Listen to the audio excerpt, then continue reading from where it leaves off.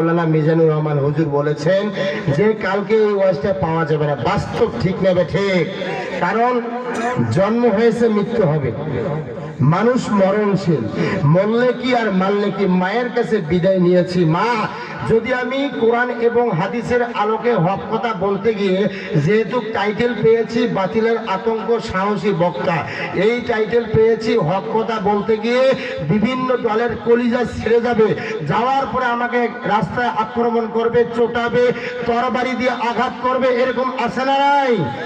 তারপরে জীবন দিতে রাজি। কখনো কোন কাফের বেঈমান অমুসলিম মুসলিম কাফের বেঈমানের কাছে মাথা বিক্রি করতে রাজি না, ঠিক কিনা বলেন? কথা বলে না কেন? এ ভয় আছে? সামনে কোরআনের বাংলাদেশ হয়ে যাবে, সুবহানাল্লাহ বলবেন না? না বলি পকেটে রাখেন, বাড়ি যাওয়া মা বোনের কাছে বউয়ের কাছে বলবেন, ঠিক না বেঠে? ভাইরা আমার, আলোচনা কিন্তু লম্বা করার সুযোগ নাই, অল্প সময়ে স্বল্প কথা বলে তারাগঞ্জে চলে যাব বাজান। আমার আল্লাহ রব্বুল আলামিন তার পবিত্র কুরআনুল কারীমের মধ্যে সূরা তাহরীম 28 নম্বর পারা 20 নম্বর পৃষ্ঠায় 2 নম্বর লাইনে 8 নম্বর আয়াতে আমার আল্লাহ রাব্বুল আলামিন বলেন, ইয়া আইয়ুহাল্লাযীনা আমানু তুবু ইলাল্লাহি তাওবাতান নাসুহা। আল্লাহু আকবার। এই নাই ভাই, জোরে হবে, আরো জোরে। জোর হলো না। সামনে ভোট আসতেছে, ইলেকশন আসতেছে, ওখানে বলে তোমার ভাই আমার ভাই, বল্টু ভাই তোমার ভাই আমার ভাই, মুত্তাকিন ভাই বলে।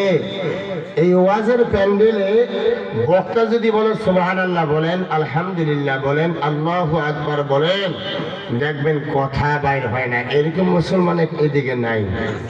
আমাদের মমিনপুর রংপুরে আছে, আপনাদের দিকে নাই। আপনাদের দিকে লোক অনেক ভালো, কারণ নুন খাই যার গুণ গাইতা, ঠিক না বেঠে?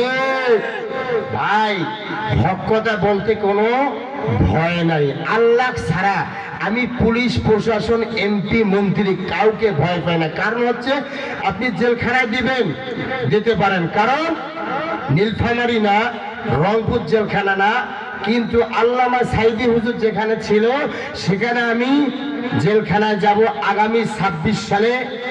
আপনারা দিতে পারেন, থাকবো খুশি, আপনাদের জন্য দোয়া করব বেশি বেশি। তখন আমার টাইটেল হবে হাফেজ কারি মাওলানা বাদ মাজলুম কারাবন্দি, হাফেজ কারি মাওলানা বাদ মুখলিসুর রহমান যুক্তিবাদী সাহেব, বাতিলের আতঙ্ক সাহসী বক্তা, মুমিনপুর রংপুর, ঠিক না ঠিক?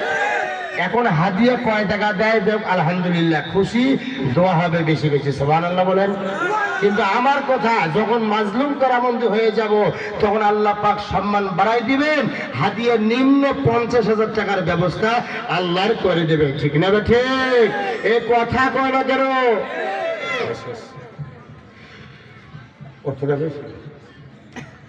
যুবক ভাইরা আমার, কলিজার টুকরা বাপজানেরা, গভীর মনোযোগ দিয়ে শুনবেন। আমার আল্লাহ রাব্বুল আলামিন বলেন, ইয়া আইয়ুহাল্লাযীনা আমানু, হে ঈমানদারগণ, হে বিশ্বাসীগণ, তুবু ইলাল্লাহ তাওবাতান নাসুহা। আল্লাহ পাক বলেন তোমরা তওবা করো, আন্তরিক তওবা, খাঁটি তওবা, অন্তর থেকে তওবা করো। কথা কার? আমার না সাইদি হুজুরের, না আল্লামা মামুনুল হকের? কথা কার? না আজকের প্রধান বক্তার কথা? কথা কার? আল্লাহর কথা। আল্লাহর জমিনে আল্লাহর কথা হবে, কিসের অনুমতি? ঠিক না ঠিক? এই কথা কোন ঠিক না ঠিক? ভাইরা আমার, আল্লাহ পাক যেহেতু বলেছেন হে মুমিনগণ তোমরা খাঁটি মনে তওবা করো, যেটা হাদিস বলেছিলাম আল্লাহ পাকের নবী আল্লাহর হাবিব আল্লাহর বন্ধু বলেন মিশকাত শরীফের 444 নম্বর হাদিসে নবীজি বলেন হুব্বুদ দুনিয়া রাসু কুল্লি খাতিয়া। দয়ার নবী মায়ার নবী বলেন দুনিয়ার মহাব্বত সমস্ত গুনাহের মূল, ঠিক না বেঠিক? দুনিয়ার মহাব্বতে মানুষ সুদ খায়, ঠিক না বেঠিক?